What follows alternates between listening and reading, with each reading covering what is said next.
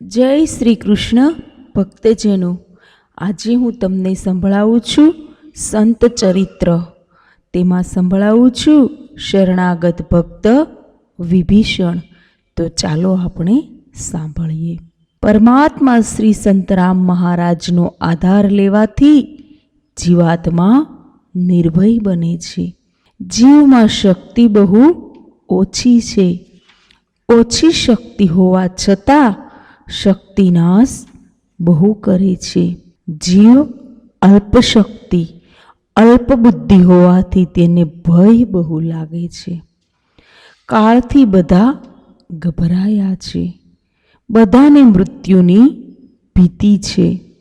જે નિર્ભય છે તેની શાંતિ છે. માનવ તો ભયભીત છે, પણ સ્વર્ગના દેવોને પણ મૃત્યુની ભીતિ છે. તેમને પણ શાંતિ નથી. માનવને દેવોએ અંતકાળમાં શું થશે એની ભીતિ છે. મૃત્યુના ત્રાસમાંથી ભગવાન બચાવે તો બચાય. વ્યવહારમાં માનવ કોઈને કોઈનો આધાર લે છે. કેટલાક બેંક બેલેન્સનો આધાર લે છે, કેટલાક શ્રીમાનનો આધાર લે છે. આધાર તેનો લો જેનો વિનાશ નથી. ભગવાન વિના જે કંઈ દેખાય છે તે વિનાશી છે. સત પરમાત્મા અવિનાશી છે. જેનો વિનાશ થવાનો છે તેનો આધાર લેશો તો તમે દુઃખી થશો. જે અતિ ઉદાર છે તેનો આધાર લેવો. જીવ કંજૂસ છે, સ્વાર્થી છે, કપટી છે, તેનો આધાર લેશો નહીં. જે નિસ્વાર્થ આનંદરૂપ છે તેમનો આધાર લો તો સુખી થશો. જે અતિ ઉદાર છે તેમનો આધાર લો. જીવ અતિ ઉદાર નથી. જીવ સંકોચ રાખીને આપે છે. ભગવાન નિત્ય નિર્દોષ છે. ભગવાન વિના જે કંઈ દેખાય છે તે ગુણ દોષથી ભરેલું છે. સાધુ સંતોમાં ઘણા ગુણો હોય છે, પણ એક બે દોષ પણ હોય છે. શરીર મનને આધારે કામ કરે છે. શરીર પાછળ મનનું બળ કામ કરે છે. જેનું મન અતિ શુદ્ધ તે ભગવાનમાં મળે છે. પરમાત્મા એક નિર્દોષ છે. તેમનો આધાર રાખો. તેમની સાથે સંબંધ રાખો. સંસાર છોડતી વખતે જીવ ગભરાય છે.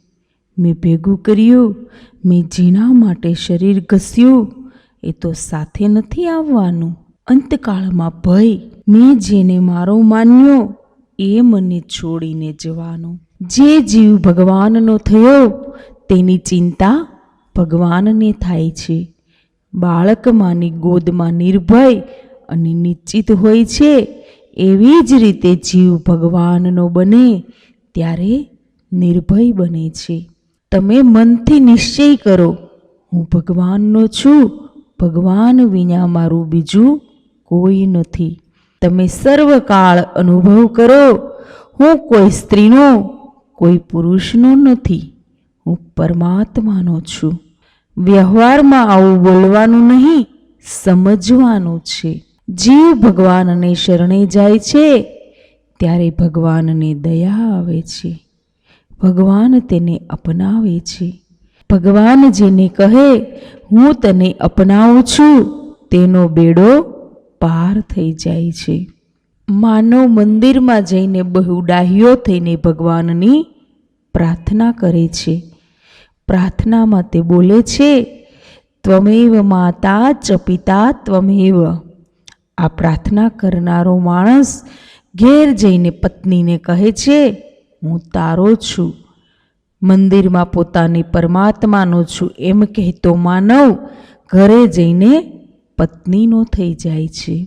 ભગવાનનો જીવ ભગવાન કરતાં અન્ય જડ વસ્તુ સાથે પ્રેમ કરે છે. તે ભગવાનને ગમતું નથી. ભક્તિશાસ્ત્રમાં આને વ્યભિચાર કહ્યો છે. ભગવાન સિવાય જડ સાથે વધુ પ્રેમ તે ભક્તિનો વ્યભિચાર છે.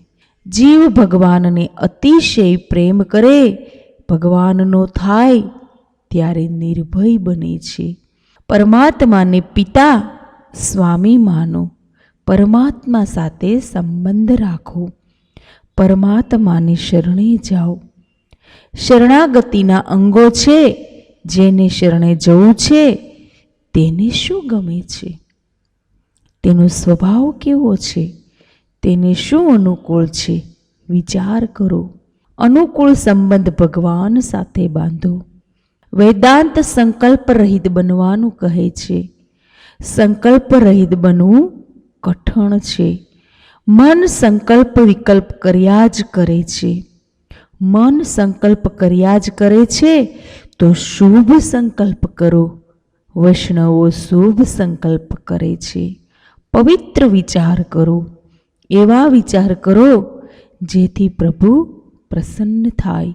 સંસાર સુખના સંકલ્પ વિચાર સફળ થતા નથી. દશરથ રાજાની ઈચ્છા હતી રામ રાજા થાય. રામ સીતા રાજ્ય સિંહાસન પર બેસે. દશરથ મહારાજના આ સંકલ્પ સફળ થયા નથી. સંકલ્પ ભગવાન માટે કરો. ભગવાન મારા માથા પર હાથ પધરાવશે, મને અપનાવશે, આવા વિચાર કરો. માનવ જન્મ મનને બગાડવા નહીં, બગડેલા મનને સુધારવા માટે છે. ભગવત વિરોધી વિચારો ન કરો. પ્રભુને શરણે જાઓ. પ્રભુ સમક્ષ આત્મનિવેદન કરો. પ્રભુ, હું તારો છું. અભિમાન છોડો. અભિમાન જ્ઞાની, મૂર્ખ, શ્રીમાન, ગરીબ બધાને ત્રાસ આપે છે. હું ડાહ્યો એમ જીવ માને છે, તેથી પ્રભુ શરણે જતો નથી. જેને પશ્ચાતાપ થાય છે, જે વિચાર કરે છે કે 25 વર્ષનો હતો ત્યારે મારું મન કેવું હતું, આજે મારું મન કેવું છે. આત્મનિરીક્ષણ, આત્મચિંતન કરતાં તમારું મન બીજાને નહીં તમને જ દેખાય છે. અતિ પાપ, તેથી પ્રભુ સમ્મુખ જોવાની ઈચ્છા થતી નથી. અભિમાનથી પ્રભુ દૂર રહે છે. એક કલેક્ટર હતા. તે ધર્મનિષ્ઠ, ઉદાર હતા. તેમને પુત્ર ન હતો. ભત્રીજો હતો. ભત્રીજો નાલાયક હતો. ભત્રીજો કલેક્ટરની નિંદા કરે છે. કલેક્ટરના મિત્રને ત્યાં જઈ ભત્રીજો તેમની નિંદા કરે છે.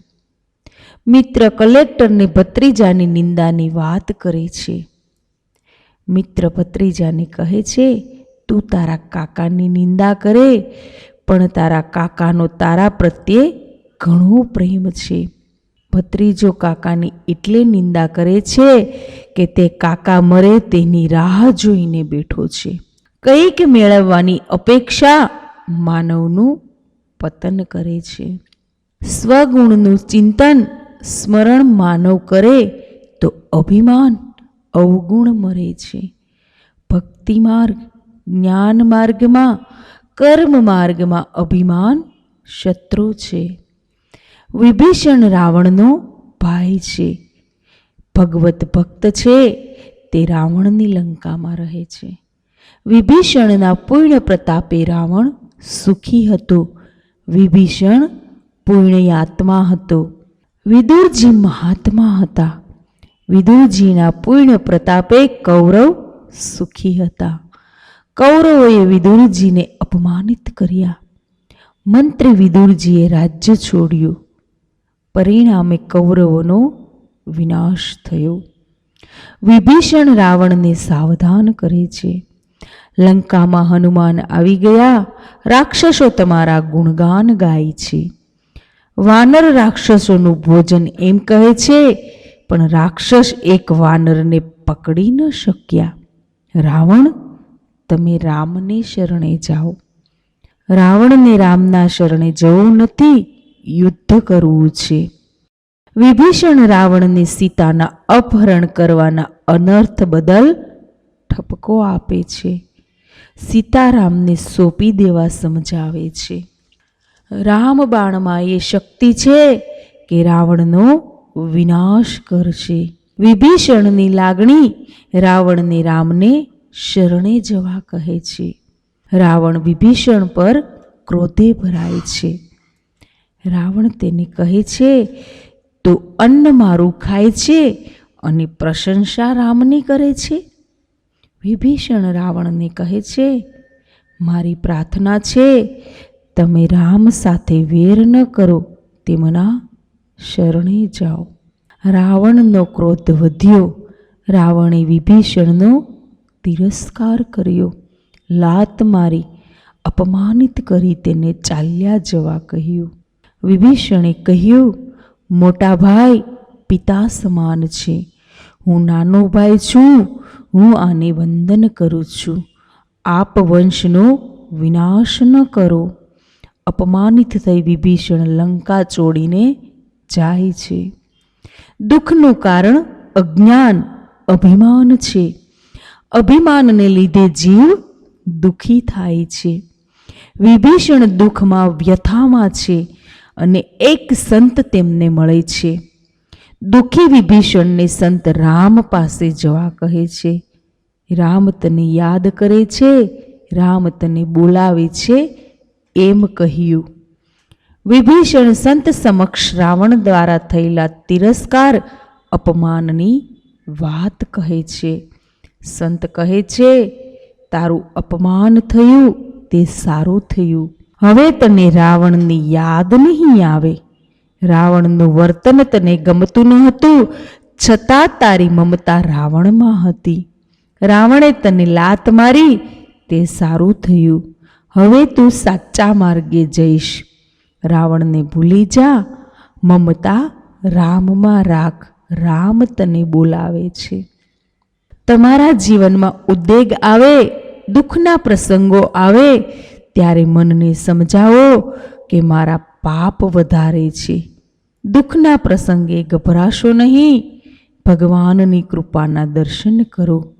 સંસારમાં જે કાંઈ થાય છે તે ભગવદ ઈચ્છાએ એમ માનો. દુઃખ આવ્યું છે તો મારું કલ્યાણ કરવા પ્રભુએ લીલા કરી છે એમ મનને સમજાવો. તમે ભગવાનના પ્રેમી છો, ભગવાનના લાડીલા છો. તો જીવનમાં ઉદ્વેગ, દુઃખ આવે તો ગભરાશો નહીં. ઉદ્વેગ અને દુઃખ આપી ભગવાન જીવને પોતાની પાસે બોલાવે છે. સંતના ઉપદેશે વિભીષણને જ્ઞાન થયું. તેમને સમજાયું કે અતિ પાપમાં મમતા રાખો તો પાપ થાય. હું ભગવાનને શરણે આવ્યો છું. વિભીષણ શ્રી રામચંદ્રજી પાસે પહોંચી શરણાગતિ ભાવ વ્યક્ત કરે છે. શ્રી રામચંદ્રજી સમુદ્ર કિનારે બેઠા છે. વિભીષણ સમીપ આવ્યો. હું શરણે આવ્યો છું એમ કહી વિભીષણના શબ્દોએ રામચંદ્રજીમાં પ્રેમ જન્માવ્યો. સુગ્રીવ રામને સાવધાન કરે છે. વિભીષણ રાવણનો ભાઈ છે. યુદ્ધના સમયે શત્રુનો ભાઈ શરણમાં આવે તો વિશ્વાસ રાખવો નહીં. તે કપટ કરશે. તેને કેદ કરવો જોઈએ. સુગ્રીવે રાજનીતિની વાત કરી. રામનો સિદ્ધાંત છે કે મારો જીવ મારો છે. મારા શરણમાં આવે તેને હું ન છોડી શકું. સુગ્રીવ કહે છે, તે બોલે છે શરણે આવ્યો છે, તેમ પણ કપટ કરશે. વિભીષણની શરણાગતિની કથા રામાનુજાચાર્ય વારંવાર સાંભળતા. શ્રી રામચંદ્રજી કહે છે, જો તે કપટી હોત તો મારી પાસે આવત નહીં. હું આવ્યો છું એમ અભિમાનથી બોલે નહીં. જે સદભાવ કે કુભાવથી બોલે કે હું શરણે આવ્યો તે મારો થયો. શ્રી રામચંદ્રજીએ વિચાર કર્યો. સુગ્રીવને કિષ્કિંધાનો રાજા બનાવ્યો. વિભીષણને પણ રાજા બનાવવો છે. શ્રી રામચંદ્રજીને લક્ષ્મણની વીરતા પર ગૌરવ છે. લક્ષ્મણ એવો વીર છે જે બધાને પૂરો પડે તેમ છે. વિભીષણ કદાચ કપટ કરે તો કરીને શું કરવાનો છે? શ્રી રામચંદ્રજીએ કહ્યું, વિભીષણ ભલે સદભાવ કે કપટથી બોલતો હોય કે હું શરણાગત છું, એને મારી પાસે લાવો. સુગ્રીવ વિભીષણને સન્માનપૂર્વક રામ પાસે લઈ આવે છે. વિભીષણના આવતા વેત રામ ઊભા થાય છે. રામે વિભીષણને અપનાવ્યો. ભગવાન પાસે જીવ આવે તો ભગવાન તેને અપનાવે છે. શ્રી રામચંદ્રજી અંતર્યામી છે, બધું જાણે છે. રામે સમુદ્રનું જળ મંગાવ્યું. સમુદ્ર કિનારે વિભીષણને રાજતિલક કર્યું. રાજતિલક કરી વિભીષણને લંકાનું રાજ્ય આપ્યું. જીવમાં મચ્ચર હોય છે. વિભીષણને રાજતિલક કરી લંકાનું રાજ્ય આપ્યું તે સુગ્રીવને ન ગમ્યું. તેને થયું, લડવાનું અમારે અને રાજ્ય વિભીષણને મળે. સુગ્રીવને રામને ઠપકો આપ્યો, હું સેનાપતિ છું. રાજનીતિ કહે છે યુદ્ધના સમયે રાજા સ્વતંત્ર નથી. રાજા સેનાપતિને આધીન છે. રાજ્ય આપવામાં ઉતાવળ કેમ કરો છો? શ્રી રામચંદ્રજીએ સુગ્રીવને કહ્યું, વિભીષણને રાજ્ય એટલે આપ્યું કે મને આપવાની ઉતાવળ થઈ. સુગ્રીવે કહ્યું, કદાચ રાવણની બુદ્ધિ સુધરે અને શરણે આવે તો? શ્રી રામચંદ્રજી એક વચની છે. એકવાર વાણીથી બોલે તે પ્રમાણે વર્તનાર છે. એક પત્ની વ્રતધારી છે. પિતા દશરથે અનેક રાણીઓ પરણવાની ભૂલ કરી, તે રામે નથી કરી. માતા પિતા ગુરુ ભૂલ કરે તેવી ભૂલ પુત્ર શિષ્યએ ન કરવી જોઈએ. જીવનમાં મોટા જે કરે તે નહીં, કહે તે કરવાનું છે. પિતાની ભૂલ એનો ઉલ્લેખ રામે નથી કર્યો. પોતે એક પત્ની વ્રત આચરી બતાવ્યું. રામે કહ્યું, સુગ્રીવ, ભરત કહ્યામાં છે. ભરત મારી પાદુકા પધરાવી રાજ્ય કરે છે. અયોધ્યાનું રાજ્ય ખાલી પડ્યું છે. રાવણ શરણે આવે તો અયોધ્યાની ગાદી એને આપું. તેને અયોધ્યાની ગાદીએ બેસાડી તિલક કરીશ. રામ જેવા ઉદાર કોઈ થયા નથી. લંકા જીત્યા પછી લંકાનું રાજ્ય વિભીષણને આપ્યું છે. દક્ષિણ ભારતમાં શ્રીરંગ ભગવાનના દર્શન થાય છે. શ્રીરામે શ્રીરંગ ભગવાનનું સ્વરૂપ વિભીષણને સેવા માટે આપ્યું છે. શ્રીરંગમ સ્વરૂપની સ્થાપના વિભીષણે કરી છે. વિભીષણ લંકામાં પહોંચ્યા.